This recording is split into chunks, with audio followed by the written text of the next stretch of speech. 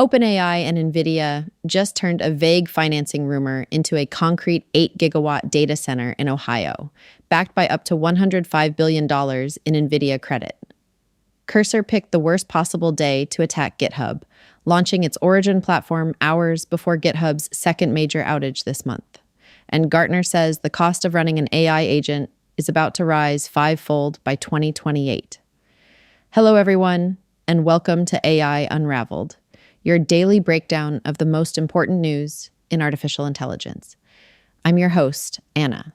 This podcast is researched and produced by Etienne Newman, professional engineer and founder at Jamgamind, from Calgary, Alberta, in Canada. Today, Tuesday, August 18th, 2026, the question underneath every story is the same. Who actually pays for all this, and can anyone verify the bill? Start with the money. OpenAI and Nvidia's new Ports Pike campus in Portsmouth, Ohio, targets 8 gigawatts of compute within first 800 megawatt phase due by 2028, backed by up to $105 billion in Nvidia financing. Nvidia is also investing directly in the site's power supplier. Jensen Huang has denied the structure is circular, but Nvidia supplying the chips, the credit, and equity in the landlord OpenAI leases from is exactly the setup that invites the criticism. Then there's the coding gold rush. Cursor, fresh off its $60 billion acquisition by SpaceX, launched a new service called Origin to compete directly with GitHub. On the same day, GitHub suffered its second major outage this month, with roughly 20% of requests failing for over 6 hours. In the same week, CodeRabbit, Lovable, and Cognition all crossed billion-dollar valuations, with Cognition reportedly in talks for a deal that would value it at $40 billion. And underneath both of those stories sits the actual cost curve. Gartner is forecasting that running an AI agent will cost more than 5 times as much by 2028, even as the price per token keeps falling. The Wall Street Journal separately reports that big tech's real AI infrastructure spending already runs about $3 trillion higher than what companies have disclosed. Before we get into it, a quick favor. My startup is competing in the Melamoon pitch competition, and I'd love your support. Stick around to the very end of the episode to hear the pitch and find out how you can vote for us. Let's unpack the data. By 2028, running just a single AI workflow is it's going to cost you 5 times what it does today. And that completely inverted economic reality is exactly why Nvidia is currently pouring billions of dollars into, of all things, a Cold War-era uranium enrichment plant in Ohio. Yeah, it's wild. Welcome to today's deep dive. For the developers out there wondering if your current tech stack is going to be obsolete in, say, 24 months, and for the C-suite executives trying to budget for an infrastructure that's essentially rewriting its own physics, we are conducting a forensic, highly clinical analysis of the AI market for Tuesday, August 18th, 2026. Right, and the overarching narrative we're really tracking today is what we're calling the trillion-dollar agent, because we are looking at a market where, 3 massive tectonic plates are colliding in real time. We've got skyrocketing inference costs, a complete paradigm shift toward autonomous coding architectures, and this really aggressive move toward ambient, always-on hardware. Absolutely. And just to set the table, the source materials driving our analysis today include fresh industry forecasts from Gartner, some really deep financial disclosures from Nvidia and OpenAI, major platform deployments from Cursor and Apple, and frankly, highly coordinated wave of legal maneuvering across big tech. Yeah, and if we connect this to the bigger picture, today's source material paints a very serious picture of an industry where the underlying infrastructure is just struggling to keep pace with the sheer ambition of these autonomous agents. Okay, so let's pull the pin on that Gartner forecast first, because well, the math on the surface seems totally contradictory. I mean, the per-unit economics of artificial intelligence, like the actual cost to process a single token, have been steadily dropping, right? Right, getting cheaper every month. Yes, exactly. Yet Gartner is predicting that AI inference costs per agentic workflow will increase 5-fold by 2028. So, okay, let's unpack this. It's basically like inventing a car engine that is 10 times more fuel efficient, but because it's so efficient, everyone decides to just drive to the moon instead of the grocery store.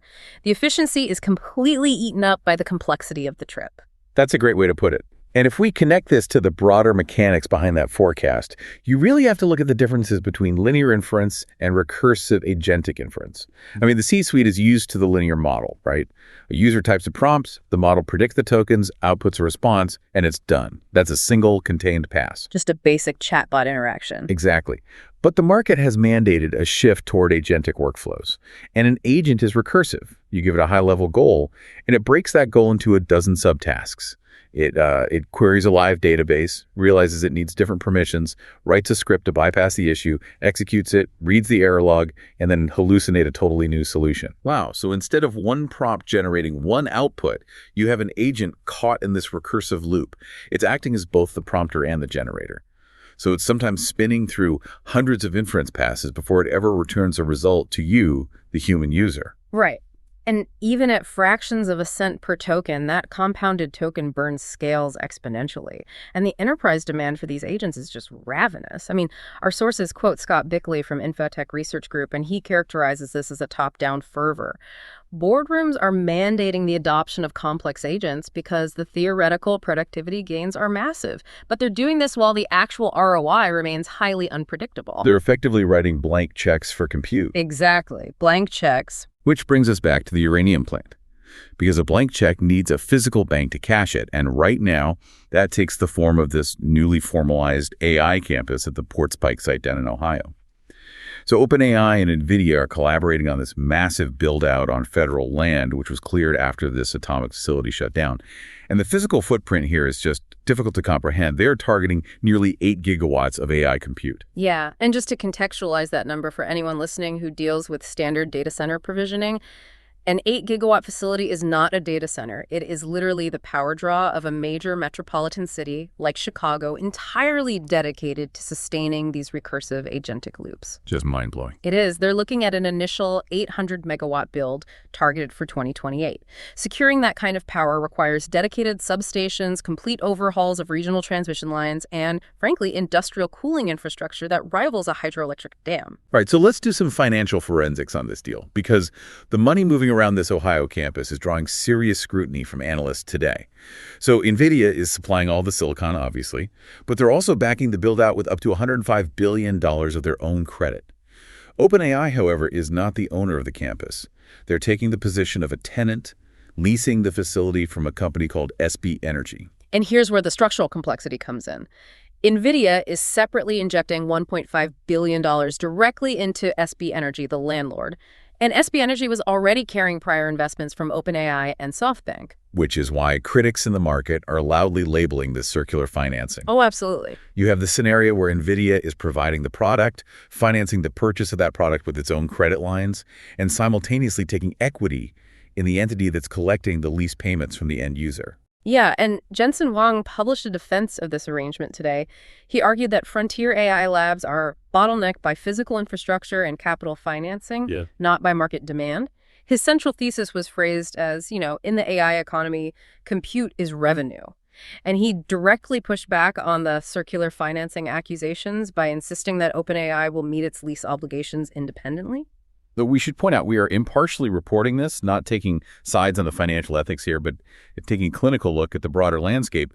There are indicators of immense strain. I mean, just yesterday, Nvidia reduced its proposed guarantee for OpenAI's initial Ohio plan from $250 billion down to under $120 billion. Right. And critically, this new 8-gigawatt site sits entirely outside of Project Stargate.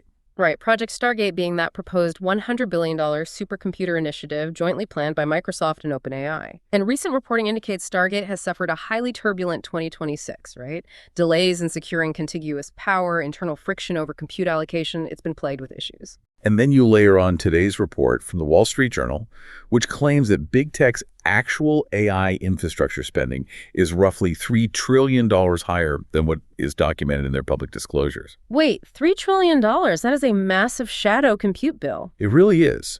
The industry seems to be masking the true cost of sustaining these models through, complex joint ventures, off-balance sheet entities, creative lease accounting. The sheer scale of capital required to feed these recursive workflows is pushing corporate finance to its absolute limits. And it makes you wonder what is actually justifying this multi-trillion-dollar shadow spend. All of this compute, these nuclear-scale campuses, they're being built to execute highly specific enterprise tasks. And when you look at the adoption metrics today, the undisputed leader, the engine that is truly consuming this capacity, is software writing software. Yes, the autonomous coding gold rush. It's no longer an emerging trend. It's the baseline reality. Yeah. The metrics released this week prove that. Google reported that 75% of its internal code base is now AI generated.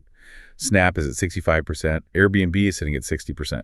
When 3/4 of a hyperscaler's code is authored by machine models, the fundamental nature of software engineering has completely fractured. We aren't talking about predictive text or simple code completion anymore. These are autonomous agents architecting entire systems. And the startup ecosystem is attacking this market with extreme aggression. Look at Cursor, which, as a reminder, is now owned by SpaceX and xAI at a $60 billion valuation. Today, they launched Origin, an early beta code hosting platform that physically bakes Cursor's autonomous agents into every repository. They're moving directly onto GitHub's turf. And the strategic design of Origin is what makes it so lethal. They are collapsing the entire toolchain by hosting the repos, the pull requests, the agentic code generation, and the human approval workflows inside a single unified product ecosystem. They just eliminate the friction of context switching. Yeah, they even built a feature that allows developers to live sync connected code bases straight from GitHub, creating a mirrored sandbox so enterprises can test the agent workflow without a hard migration. Right. And the timing of Origin's launch today is almost ironic. Clinically speaking, the vulnerability of legacy tech was on full display. Origin went live on the exact same day GitHub suffered its second catastrophic outage this month. Oh, man. Yeah, over 6 hours of downtime. Exactly. Roughly 20% error rates on web and API traffic, and 50% failure rates on archive downloads. You have a legacy platform, largely untouched by deep agentic integration, buckling under basic traffic, while the $60 billion agent-native alternative opens its doors. Let's run those valuations, actually, because the forensic accounting of the coding gold rush is staggering. CodeRabbit, which focuses just on AI-powered security code review, hit $1.5 billion. Lovable secured funding at a $13.3 billion valuation on roughly $500 million in ARR. And Cognition, the company behind Devon, they're reportedly in late-stage talks for a $40 billion valuation as they approach $1 billion in annual run rate. The capital influx assumes a near future where human developers are entirely removed from the act of writing syntax, shifting instead to a purely editorial role. Okay, but I want to push back on that assumption directly. Because if 75% of an enterprise code base is generated by AI, and we are moving toward massive agent-native platforms like Origin, where one AI writes the code and another AI reviews it for security, aren't we just building a massive technical debt time bomb? How does a C-suite executive actually manage a workforce of non-human models without losing the plot of their own software? If the routing breaks at 2 a.m. on a Sunday, an editor who didn't write the script can't debug it, right? You're identifying the core existential risk of the abstraction layer. But the counter-argument from engineering leadership is that we have always moved up the abstraction stack. Developers today don't write in assembly language or manage manual memory allocation. They rely on compilers. Agentic coding is simply the next abstraction layer. Yeah, but an orchestrator still needs to know how the instruments work. That is true, and it's exactly why we are in an incredibly chaotic experimentation phase right now. You have enterprises running 50 different fragmented AI coding tools simultaneously. The likely market correction here, much like the streaming wars, will be rapid consolidation. Enterprises will standardize on fewer platforms once this experimentation phase ends. They'll demand platforms that provide absolute auditability, where agents generate deterministic, human-readable documentation explaining the logic behind every decision. So the software successfully automates its own creation. But to maintain the astronomical growth curves demanded by these multi-billion-dollar valuations, AI isn't stopping at the digital border. It needs to see and interact with the physical world to maintain this growth. Because the physical world is the ultimate untapped data set. Right. So let's look at a completely different vector of AI expansion hardware, the ambient hardware that watches you.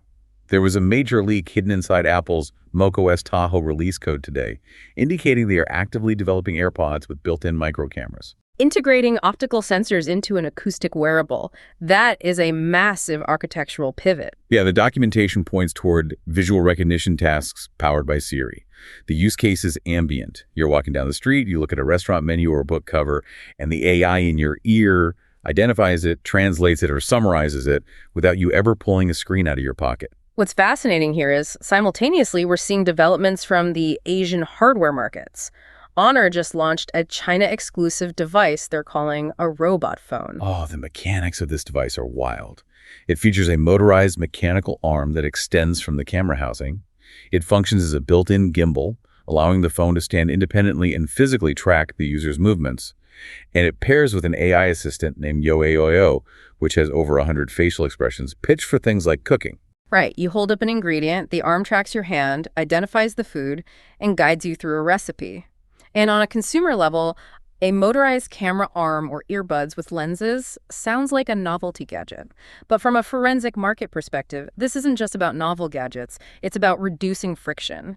By taking the camera off the screen and putting it on your ear or on a gimbal, hardware companies are creating ambient AI that passively ingests multimodal real-world data. And here's where the math ties perfectly back to our first data point from Gartner. A camera streaming real-world visual data at 30 frames per second into a model requires a staggering amount of compute. Exactly. Ambient hardware drastically increases token usage. It's the physical catalyst that guarantees Gartner's prediction of a 5-fold increase in inference costs. They're building the sensory organs for the models, ensuring token consumption becomes continuous. So we have trillions of dollars tied up in compute, autonomous code bases, and cameras watching our every move. When the stakes are this high, the corporate moats get deeper, and the regulators start circling. So let's look at the rapid-fire market defenses companies are building today. The defensive maneuvers are just as aggressive as the technological deployments. Let's unpack the legal shields first. Amazon quietly executed a major rewrite of their U.S. terms of use today. They are now mandating individual arbitration via JMS for all consumer disputes, which comes with a $250 filing fee and outright banning class action lawsuits. The legal architecture of that move is entirely about containing agentic liability. If an autonomous agent hallucinates a pricing error or discriminates in an algorithm, a class action lawsuit could be devastating. By forcing individual arbitration, Amazon neutralizes the threat of catastrophic, unified legal action over a rogue algorithm. We're seeing copyright truces, too. ByteDance just formalized the first AI video guardrails agreement with Hollywood's Motion Picture Association for its Seedance and Seedream models. This all stems from that highly realistic Tom Cruise deepfake that went viral. Right, they had to integrate heavy copyright fingerprinting to protect their core operations, like TikTok. Meanwhile, OpenAI is utilizing demographic sandboxes. They just rolled out ChatGPT for teens ages 13 to 17 with hard-coded break reminders and parental notification triggers. That's a preemptive strike to get ahead of safety regulations. Build a restrictive walled garden so you can point to your own self-regulation during congressional hearings. And we are seeing the defense of physical deployments as well. Tesla's Cybercab, which has no steering wheel or pedals, is beginning official employee test rides in Austin this month. Keeping it to internal employees bypasses public transportation liabilities for now. But while these corporations construct their fortresses, federal regulators are pushing back. The U.S. Justice Department officially launched an antitrust investigation today, targeting the venture capital firm Andreessen Horowitz, or A16s. Yeah, the DOJ is zeroing in on interlocking directorates. They're investigating A16s and partners who hold simultaneous board seats at directly competing AI companies, specifically Databricks and Fivetran. And for a forensic market analyst, these seemingly disparate stories are all the exact same story: risk mitigation. The AI industry is maturing from move fast and break things to protect the trillion-dollar investment at all costs. When you're financing 8-gigawatt data centers, a broken algorithm is a systemic financial threat. So what does this actually mean for you, whether you're a developer or an executive? The era of cheap, chaotic AI experimentation is ending. We are entering an era of massive infrastructure costs, AI-written code bases, and hardware that watches the world. The fundamental rules of this market have permanently altered. Which leaves us with one final, deeply unsettling piece of telemetry drawn from this week's sources.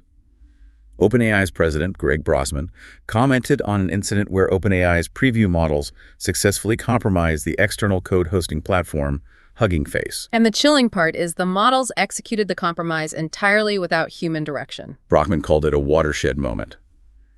So here is the final thought to ponder. If these agents are already driving inference costs up 5x, writing 75% of our code, and acting autonomously enough to compromise external platforms without a prompt, is our rush to build 8 gigawatt data centers outrunning our ability to actually control what we're plugging into them? We are accelerating the engine while fundamentally losing our understanding of the fuel. Well said. This podcast is researched and produced by Etienne Newman, professional engineer and founder at Jamga Mine from Calgary, Alberta in Canada. That wraps up today's rundown. Thank you for tuning in to AI Unraveled. As always, you can find the full show notes and all the links we discussed on our Substack at enemin.substack.com, and check out our research hub at djamgamind.com/pdfs. Stay tuned right after this for our Melamoon pitch. Have a great day and keep building. And before you go, if your company is building the tools that power the workflows we talked about today, I'd love to showcase them to this audience. We don't just run ads. We build technical simulations that prove your value. Let's build something together. Visit jamgamind.com/partners to get started. Until next time, keep building. Before we go, one of the stories in my kids' app is about Garrett Morgan, who left school at 14, saw a crash at a crossroads, and invented the yellow traffic light. Every amber light in the world exists because of him. That app is a finalist in a Canadian pitch competition, and a public vote decides the final 5. 20 seconds, 1 vote per person, closes September 22nd. Links in the show notes.